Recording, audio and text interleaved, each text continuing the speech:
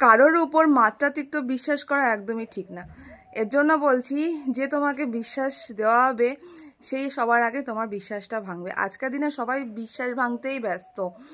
তোমাকে বলবে তোমার পাশে থাকবো, তোমার সঙ্গে থাকবো, তোমার পাশে আছি, কিন্তু আলটিমেট কেউ কিন্তু পাশে থাকে না। একটা সম্পর্ক ছাড়া বাকি কোনো সম্পর্কের আজকে কোনো নিশ্চয়তা নেই। আর সেই যে সম্পর্কটার কথা বলছি যার নিশ্চয়তা আছে সে হচ্ছে বাবা মা।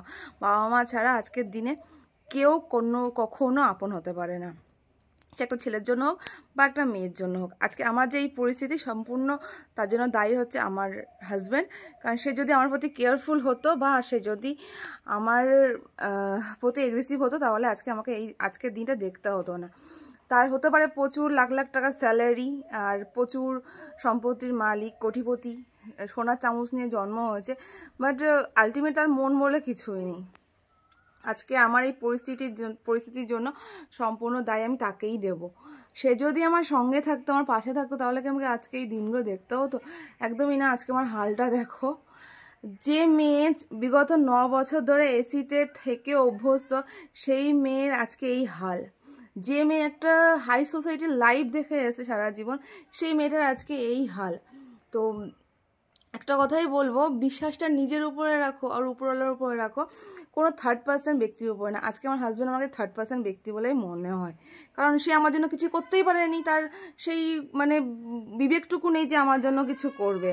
এই ভিডিওটা বানাচ্ছি একমাত্র সবাইকে একটা কথা জানানোর জন্য যে যদি নিজের স্বাবলম্বী হও তাহলে নিজের উপরে ভরসাটা রাখো। আর আজকের দিনে নিজের বন্ধু নিজে হওয়াটাই ভালো। কোনো বন্ধু বা কোনো হাজব্যান্ড বা কোনো ওয়াইফ কিন্তু আজকের দিনে কেউ সঙ্গ দেয় না। সবাই নিজের স্বার্থটাই বোঝে। নিজের স্বার্থ নেই তো কেউ ফিরে তাকাবে না। একটা কথাই বলি, যতটাই নিজেকে বিশ্বাসটা রাখবে নিজের উপরে, ততই কিন্তু লাইফে প্রবলেমগুলো অনেক কম আসবে। আর সবসময় একা থাকারই চেষ্টা করো, একা বাঁচার চেষ্টা করো। একটা সম্পর্ক মানে চিরস্থায়ী কোনো দিনে হতে পারে না। যদি তাই হতো তাহলে আমার পার্সোনাল লাইফে যে 13 বছর আমার সঙ্গে ছিল সে আজকে প্রেজেন্ট থাকতো আমার সাথে, তাই না? আর সে সম্পর্ক স্থায়ী না। আর রইল আমার এই 1 বছরের বিয়ের সম্পর্ক, সেটা যে ক্ষণস্থায়ী সেটা আমি ভালো মতোই জানতাম। সেটা আমি অনেক আগেই উপলব্ধি করেছি। যখনই আমি 1 মাসের প্রেগনেন্ট হলাম তখনই আমি বুঝে গেছি। আর তখনই আমি চেয়েছিলাম যে আমি সেপারেট হয়ে যাই, কিন্তু আমার হাজব্যান্ড আমাকে জোরজবস্তি করে একটা কথাই বলে যে না, আমি ইন ফিউচার এই ভুলগুলো করবো না। কিন্তু সে ফিউচারের মানে আসার পরে এই 8.5 মাস কেটে যাচ্ছে আমার জীবনের, একই ভুল কন্টিনিউ করে যাচ্ছে।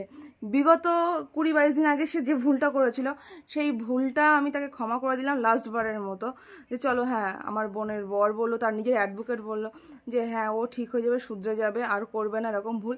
কিন্তু যে ভুল একবার করে, দুবার করে, 3বার করে ক্ষমা করা যায়, কিন্তু যে প্রত্যেকবার করে সেই ভুলের তো ক্ষমা হয় না, না? তাই এর জন্যই বলছি যে যদি কেউ অন্যায় করছে কারোর উপরে, তো অন্যায়ের প্রতিবাদ করো।